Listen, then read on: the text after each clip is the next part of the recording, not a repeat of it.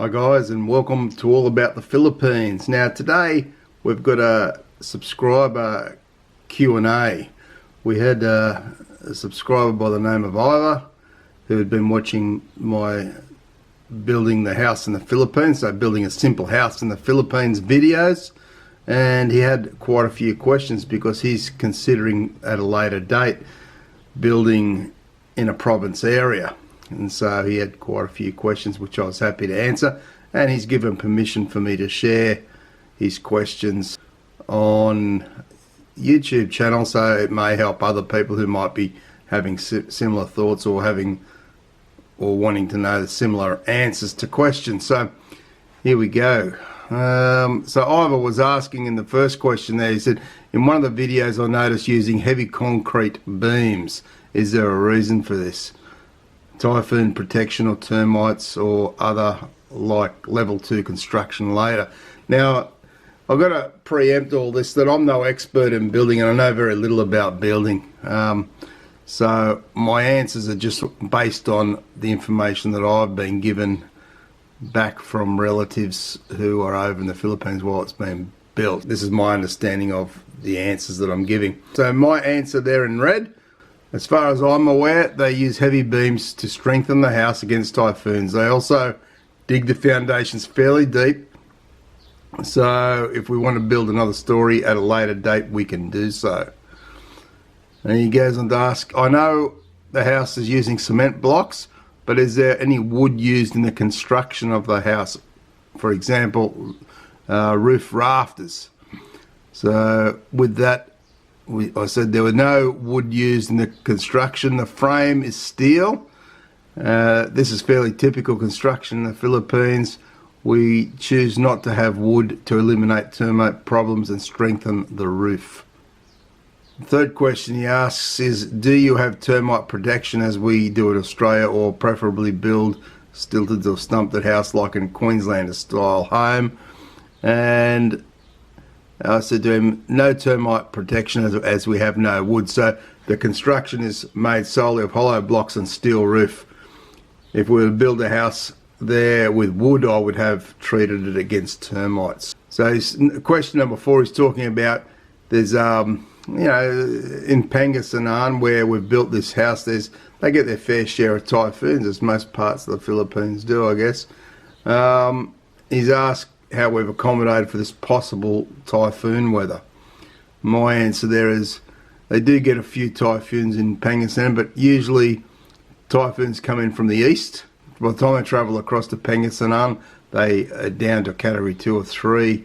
Before we started building, all we had on the lot was a very weak wire fence going around the property, so it wasn't strong at all, that fence that we did have.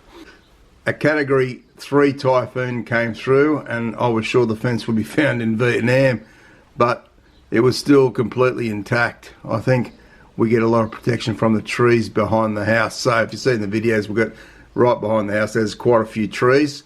And I wonder if that sort of provides some protection against some strong winds. So apart from that, the foundations are deep and strong, so the house should stand up to very strong winds, and hopefully the roof as well, but time will tell. So yeah, you never really know until it gets really tested a fair bit more.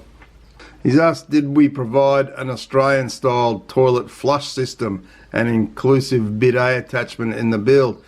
And I said, at the moment we don't have a flush toilet or bidet. We've built a toilet and shower separate to the house. So out the back of the house we've got a toilet and shower, just very basic, but it does the job. But I've said in the future we do intend at a later date to build a flush toilet inside the house as well. So here's a question number 7 there he's got there, and I'm not sure if you can read all this, guys. I don't want to get the camera too close to the screen because it's quite a big screen and it throws off a lot of distortion as I get closer to it. So number 7, he says, I know we can never own land, so I'm happy to put land I buy in my future wife's name.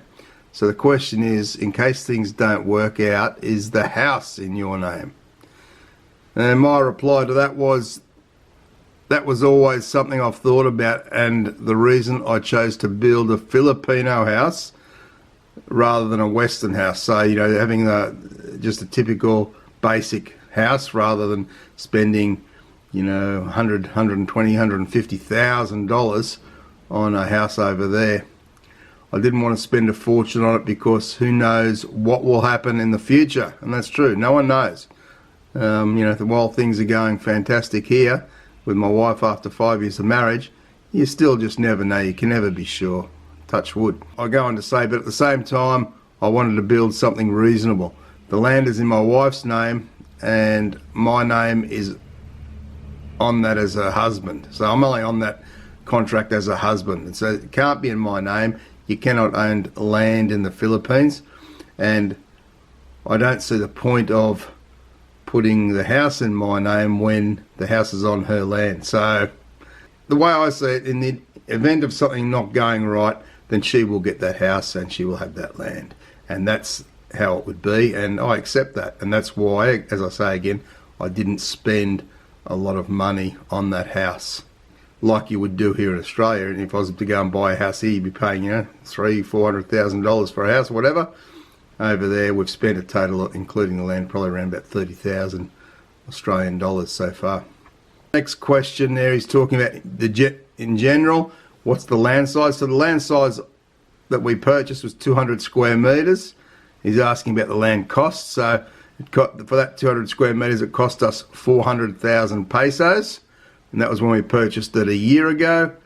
It's quite close to Urdaneta City. It's only about a 3-minute tricycle ride, so the price is pretty good, really, and I do believe it's gone up since. And he's talking about the house size, and I've said to him there that originally the house size was only supposed to be a 50 square metre house, which is quite small.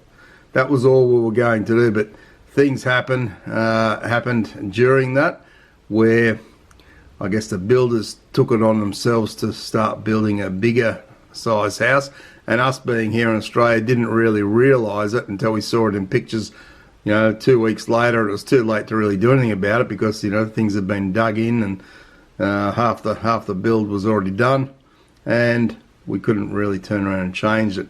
So that house then went from 50 square metres to about 115 square metres, which of course increased our costs dramatically, and it went way above our original budget.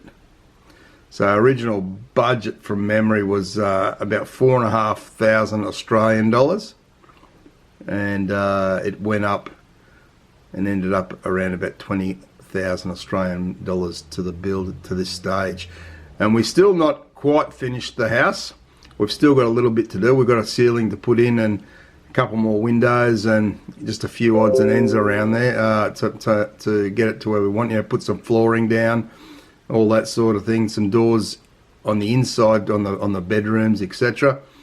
So we're still a little while, but we're not in a hurry to do that now because, you know, of circumstances at this stage where we need the money here in Australia. But the family have a comfortable house to live in there at the moment, and bit by bit we'll get it done. And he's asking there if we're going to put a garage on later. The answer is probably not. I don't intend on driving a car over there. I don't see why we need a garage. So, number of bedrooms and bathrooms and others. So, I said there we've got one large bedroom and 2 smaller bedrooms. There's a kitchen area, a lounge room and small dining area as well in that house that we've built. So are there increased building costs for services and for urban versus rural properties? That's something I'm not really sure on. I know the annual taxes are not expensive, I think it's around about 3,000 pesos a year, but the rest of it I'm not really sure, so I couldn't give an answer on that. So again, he's there asking where the property location is, and I said it's in Urdaneta, which is pretty close to the main city there, which is handy. You know, it's a good area, Urdaneta. It's got a lot of positives about it. So he's talking there, are there any hills so he's worried about flooding, and I've said that we're in a flood-free area, and that was something I really looked at when we were buying. I didn't want to buy anything that was going to flood, and that was one of the major criteria in whatever land we purchased, was that it did not flood. So his next question was, is the area of property a developing area, i.e. new land releases? And I've replied, I think the land was formerly agricultural land and they divided it and sold it. I think most of the lots have been sold and maybe a few are still left. I wish I could have bought the adjoining properties to make the lot bigger, but the money was a factor and I didn't want to spend too much, as I've said before. And I've since found out that there is a little bit of land there. So when you look at our house, you'll see that land right in front of it. Apparently that's still available, but the guy wants to sell it all in one big lot, I think for about 2.5 million pesos. And another question, which is a pretty good question, are services put in the same way as we used to in Australia, so water, electrical and waste? My reply there is that we recently had an electrician come in and put all the switches and wiring. We found a retired electrician who charged half the normal rate, so we saved a bit of money there by searching around. We had to pay the electricity company, which is Penelco in Urdaneta, I think from memory around 20,000 pesos or so they can connect it all up. They do this slowly and we're still waiting for them to do that. I think there's a further fee of about 4,000 pesos that we've got to sort out. At the moment that they do have electricity, they've got a way to connect it, but we still need pay about 4,000 pesos, I believe, to have it properly connected. And I've said you can get water connected to the house like we have here in Australia, but it's a little expensive. So at the moment we're just using the well out the back that we put in. When we first got the property, we put a well in, and that's what we use for our water supply there. So he's got quite a lot of questions. So I don't want to make it too long of a video, but he's asked about air conditioning, and eventually we will get air conditioning in there. He's asked about the windows we're using, and we're using sliding windows, and we will be getting at some point some grills around it so people can't get in as easy or whatever, for a bit more security. He's asked a good question there about gyprock, if we're using gyprock, and if humidity affects it. Well, we have no gyprock in there, but when we're talking about putting a ceiling in, I was considering gyprock like we have here in Australia, but the builders had said no to that for whatever reasons. They said you're better off using like a thicker type of plywood. So I'm still investigating on that, but as I say, we won't be putting in a ceiling till sometime next year. And I guess if the builders are telling you not to go with a gyprock, there's got to be a reason for that, which I would find out. So he's talking, which is very important, about safety and security. So break-in from a burglary or in the area. And I've said, and this is true, the great thing about Urdaneta is the police are taking crime very seriously there, and crime has reduced a lot over the past few years. It still exists, so you still got to be careful. Our immediate area seems very safe, so where we're living, the neighbourhood seems very safe and very nice people around there. And the family have been there for now the past 5 or 6 months and feel very safe there.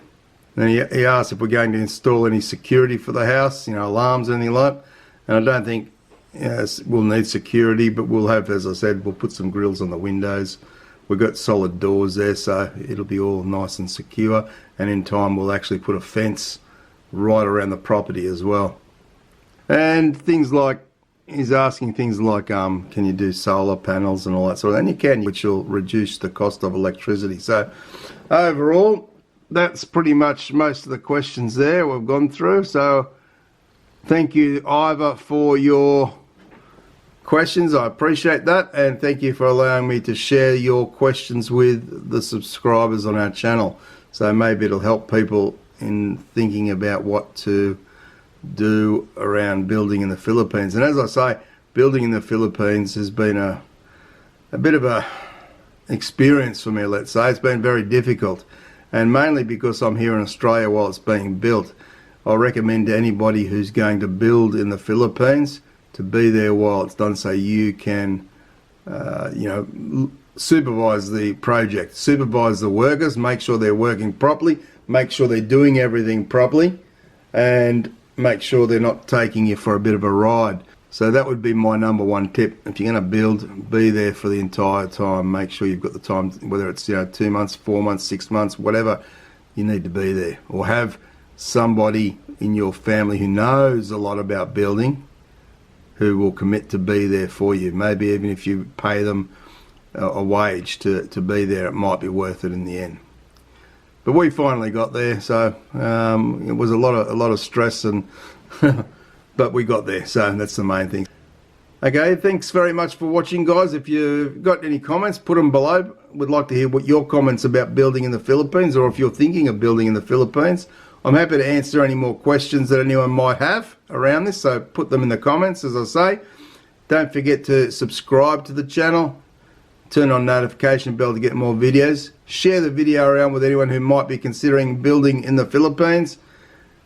So thanks very much for watching, guys. Take care, and bye for now.